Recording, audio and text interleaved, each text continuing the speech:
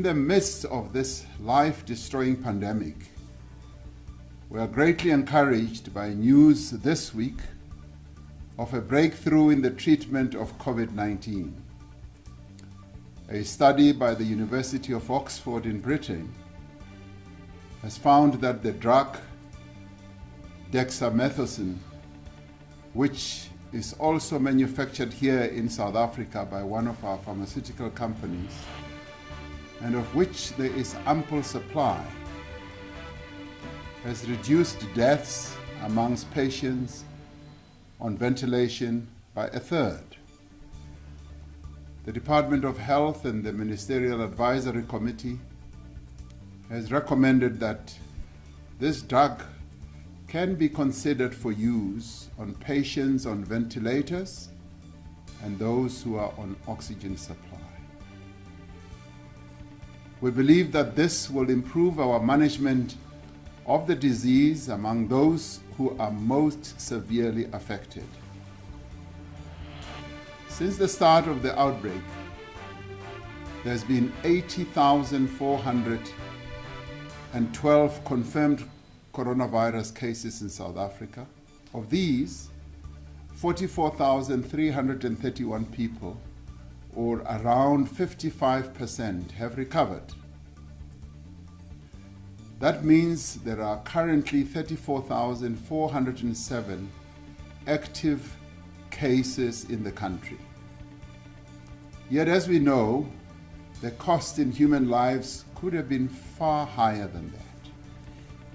We took a decisive decision early in the development of the disease in South Africa to restrict international travel and gatherings with the declaration of a national state of disaster, and subsequently imposed a nationwide lockdown to slow the transmission of the virus.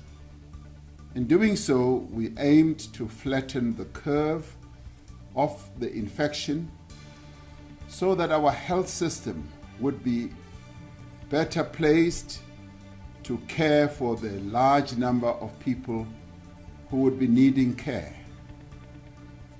As a result of the decisive action that we took then, and particularly through your cooperation, your determination, and your sacrifice as a nation, we have succeeded in delaying the spread of the virus.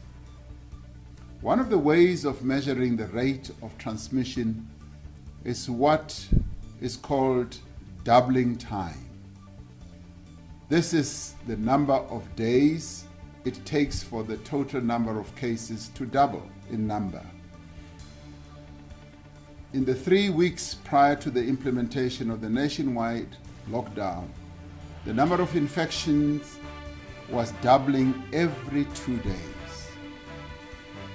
During level 5 of the lockdown, this doubling time increased to 15 days, which meant that it took much longer for the virus to spread.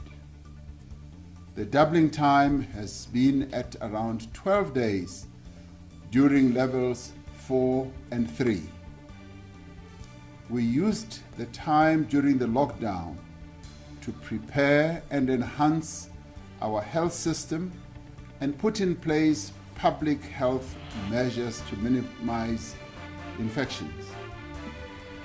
The work to strengthen our health system, which includes establishing well over 100 quarantine centers, increasing the number of intensive care units and beds in field hospitals, and identifying additional health personnel, continues across all our provinces.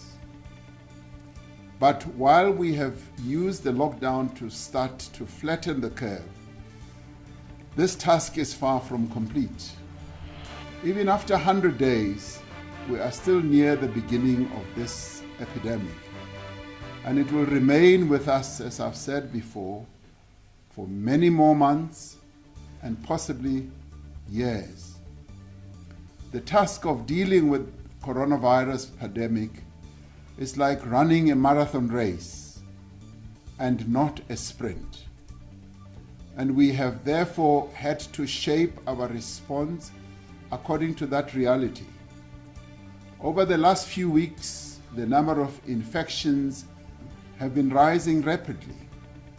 Nearly a third of all confirmed cases have been recorded in the last week alone, and more than half of all confirmed cases have been recorded over the last 2 weeks.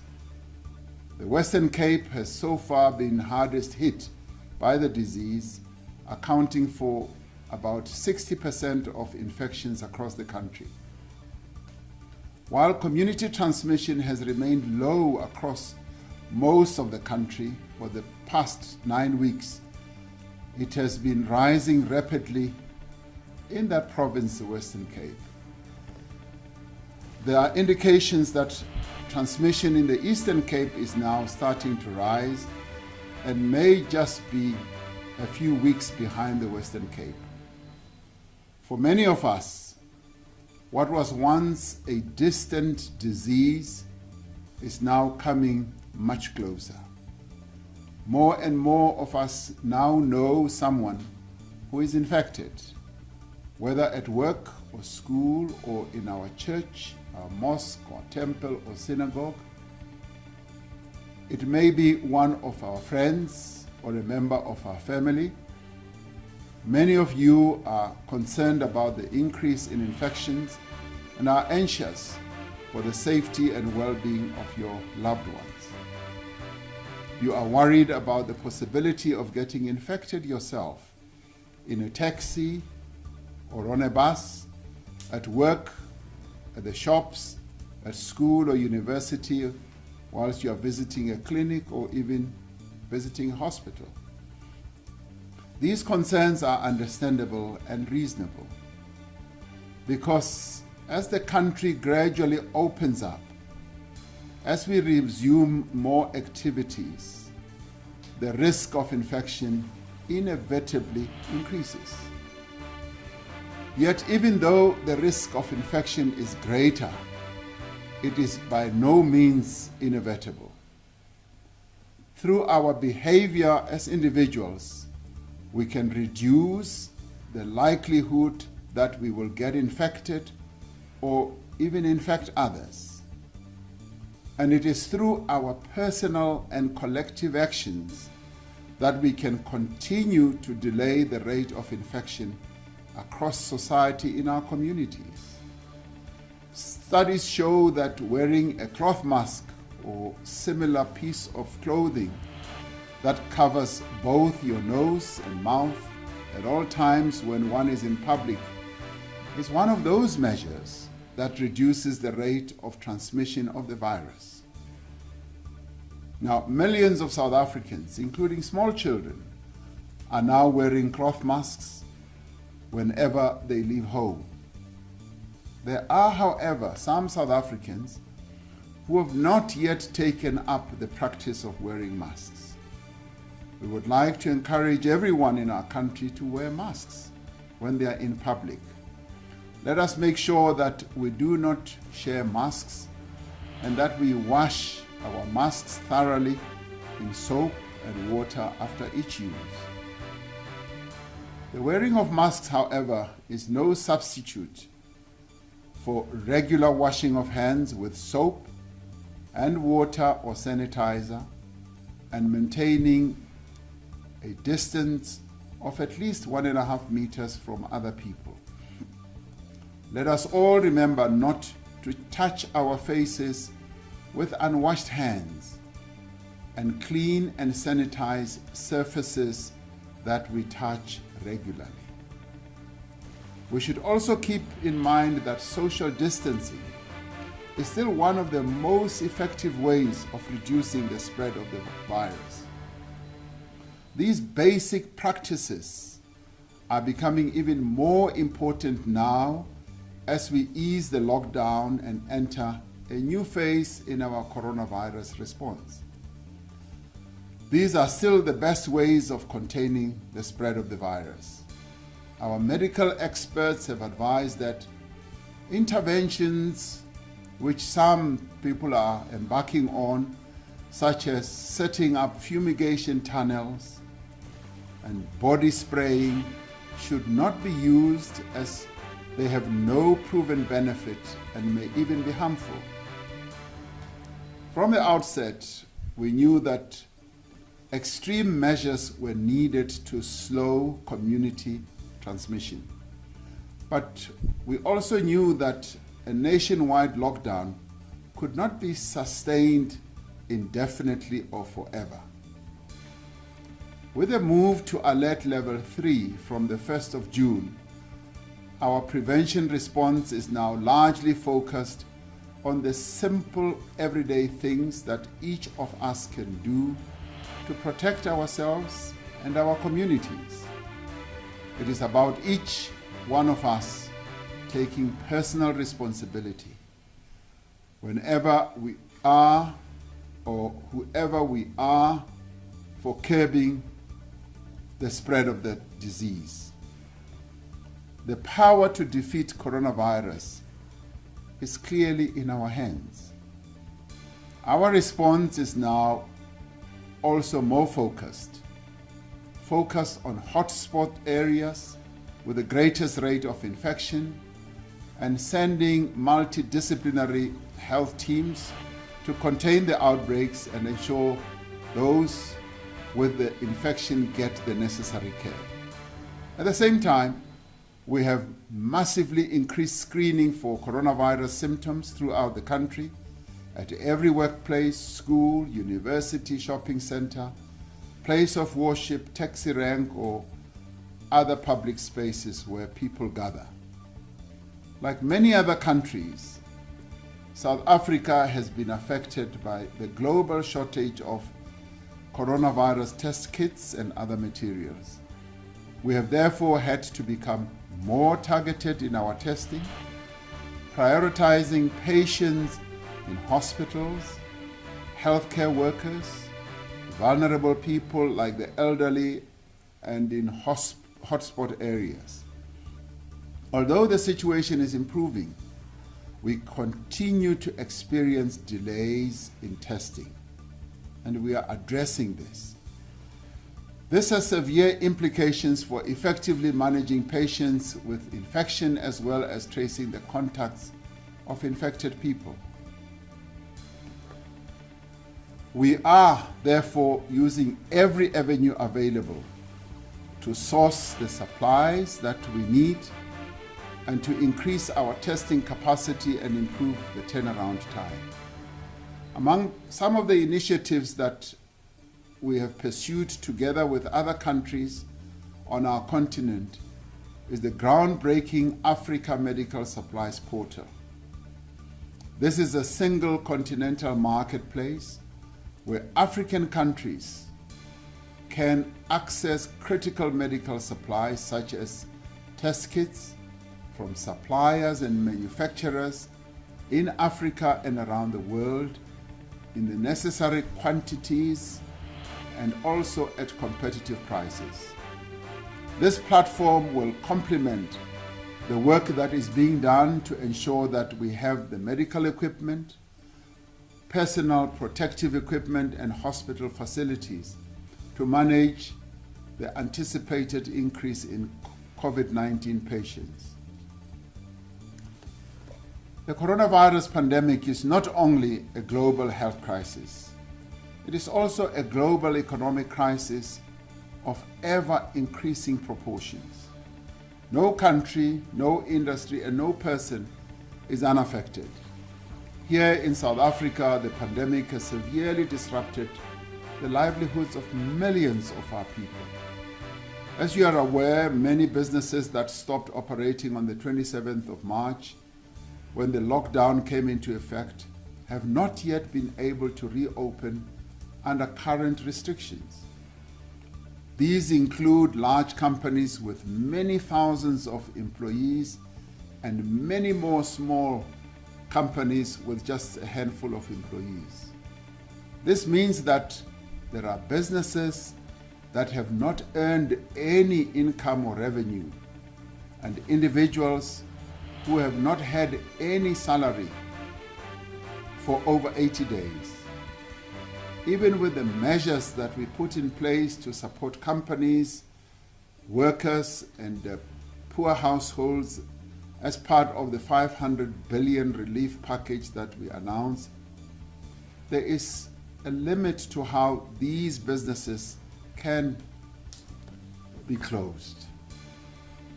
When I announced that the country would be moving to alert level 3 from the 1st of June, I said that we would be giving consideration to the reopening of other sectors of the economy if the necessary safety precautions can be put in place and maintained. Following further discussions with industry representatives on stringent prevention protocols, and after advice from our scientists and consultations at the provincial level with our premiers, as well as discussions in the National Coronavirus Command Council, the Cabinet has decided to ease restrictions on certain other economic activities. And these activities include restaurants for sit-down meals, accredited and licensed accommodation, with the exception of home-sharing accommodation like Airbnb, conferences and meetings for business purposes, and in line with restrictions on public gatherings. Cinemas and theaters to be aligned to limitations on the gathering of people. Casinos, personal care services, including hairdressers and beauty services, non-contact sports such as tennis, golf, cricket, and others. Contact sports will be allowed only for training and modified activities with restricted use of facilities. In each instance, specific and stringent safety requirements have been agreed by the various representatives of these disciplines and businesses, and those will need to be put in place before a business or an activity or a discipline can reopen, and protocols will need to be strictly adhered to for those entities or businesses to remain open. Announcements will be made in due course to give details of these measures and indicate the date from which these activities will be permitted. We have taken this decision with due care and seriousness, appreciating the risks associated with each activity and the measures needed to manage those risks. Altogether, these industries employ well over 500,000 people, and this is the number of people they employed before the lockdown. We've had to think about these people who are employed in these industries and those who depend on them for their livelihoods. Through the easing of the lockdown, we are continuing to balance our overriding objective of saving lives and preserving livelihoods. It is important to remember that this is a global pandemic and that most countries are facing exactly the same challenges that we are facing, and they must find ways to resolve the dilemmas, exactly the same dilemmas that we are facing. We are therefore working closely with international agencies and other countries in responding to the virus.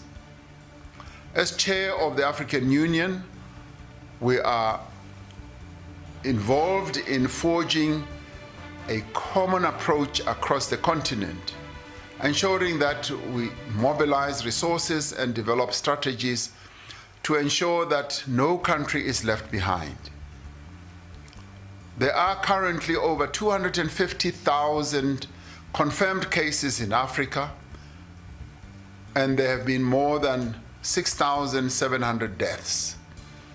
This is relatively low compared to the global number of cases, which has now passed 8 million, largely because African countries acted swiftly to implement national lockdowns. However, we can expect infections in Africa to rise as countries start easing restrictions in the face of severe economic pressures, and we are working together as a continent to meet that challenge. It has been particularly important for us to open up personal care services because this is an industry that predominantly employs many women of our country. The last 3 months have been particularly difficult for the millions of women who work as hairdressers, in spas, as therapists and technicians. Many of these women are in businesses that are also owned by women, and a source of income is earned from these businesses, and many of them are informal businesses. Given women that they are involved in these industries, this will give them the support to become financially independent, and this is an important priority. It is with the heaviest of hearts that I stand before the women and the girls of South Africa this evening to talk about another pandemic that is raging in our country: the killing of women and children by the men of our country. As a man, as a husband, and as a father to daughters, I am appalled at what is no less than a war that is being waged against the women and the children of our country. At a time when the coronavirus pandemic has left us all feeling vulnerable and uncertain, violence is being unleashed on the women and children of our country with a brutality that defies any form of comprehension. The women of our country are being raped. They are being killed by men. These rapists and killers walk amongst us. They are in our communities. They are fathers, they are brothers, they are our sons and our friends. They are violent men with utterly no regard for the sanctity of human life. Over the past few weeks, no fewer than 21 women and children have been murdered. Their killers thought they could silence them. But we will not forget them, and we will speak for them where they themselves cannot.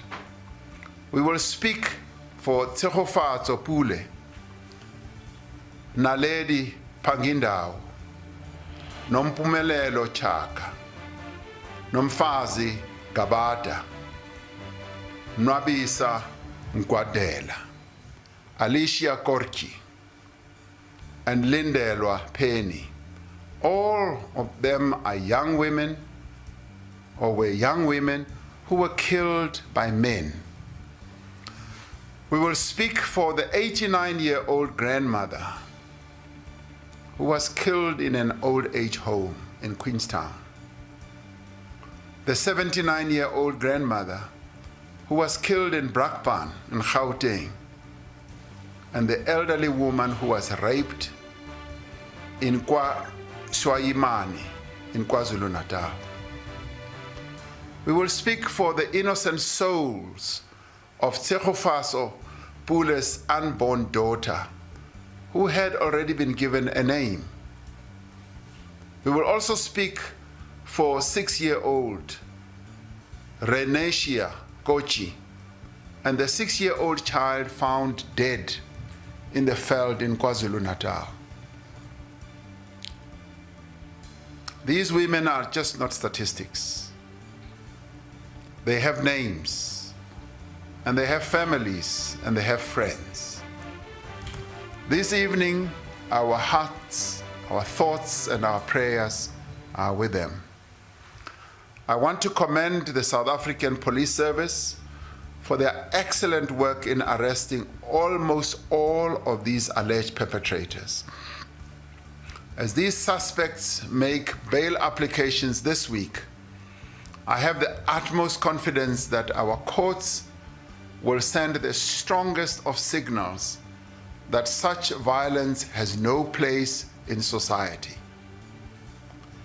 At a joint sitting of Parliament in September last year, I announced an emergency response plan to combat gender-based violence and femicide, and that 1.6 billion rand in government funding would be made available to support the implementation of the plan until the end of the financial year. We now have a national strategic plan to guide our country's national effort against gender-based violence. During the lockdown period, we have ensured that survivors of gender-based violence have access to support and services, including GBV hotline, shelters and centers, providing support to victims of sexual violence.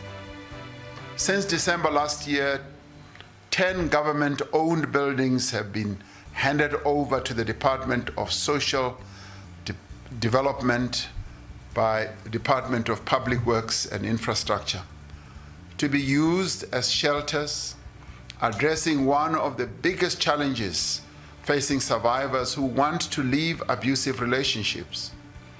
Over the last 18 months, we've made demonstrable progress in broadening access to support for survivors. 13 regional courts have been upgraded into sexual offenses courts.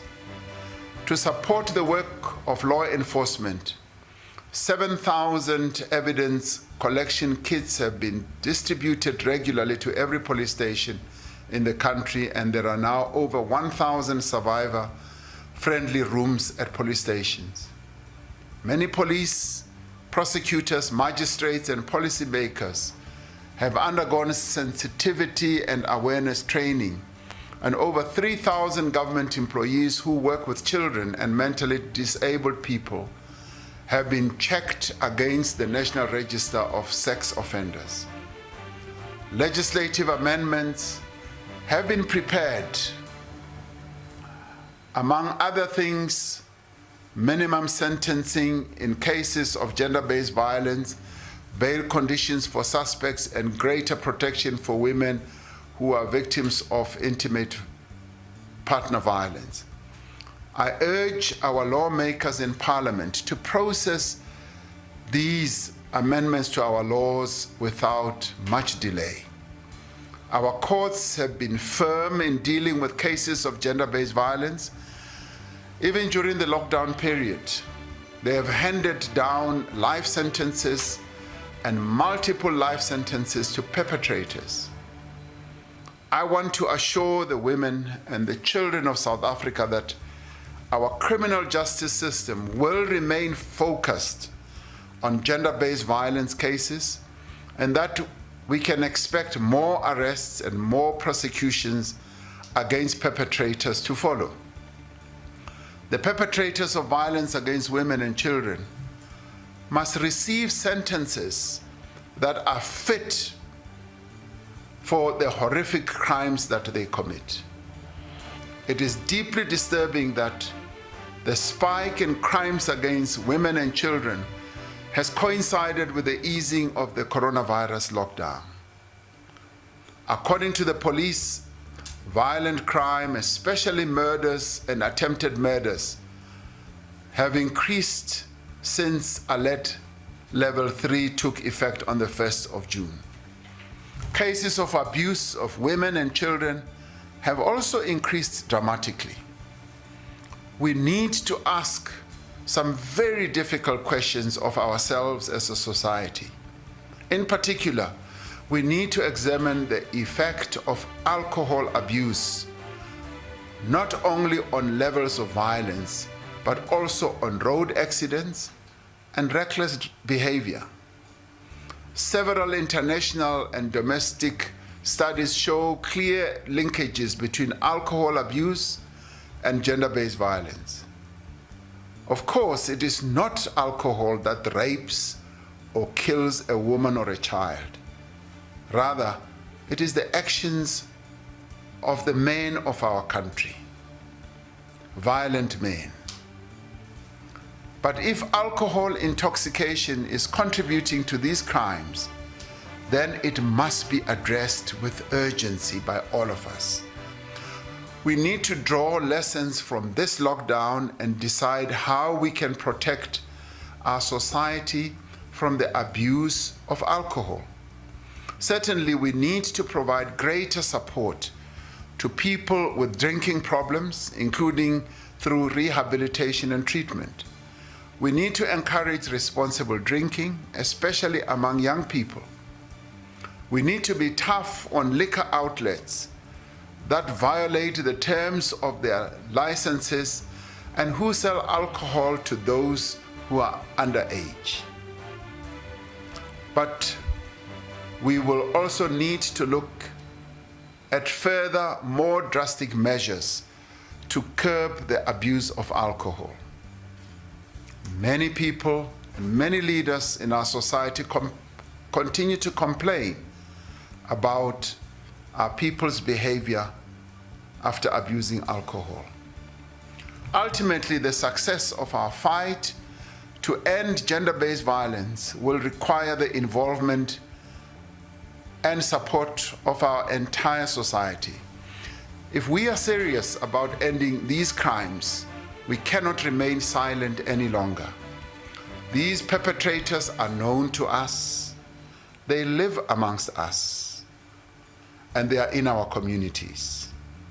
By looking away, by discouraging victims from laying charges, by shaming and insulting women for their lifestyle choices or their style of dress, we become complicit in these crimes.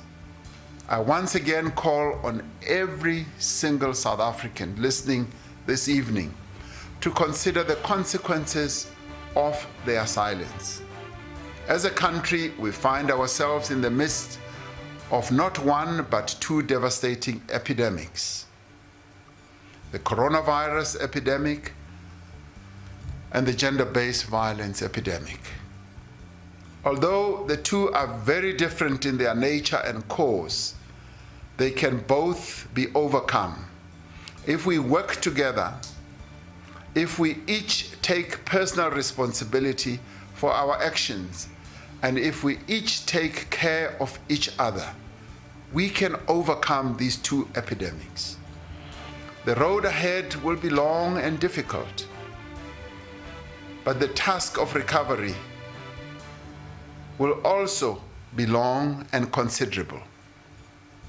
But if there is anything that we have learned in the last 100 days, it is this: that we are a resilient, resourceful, and determined people.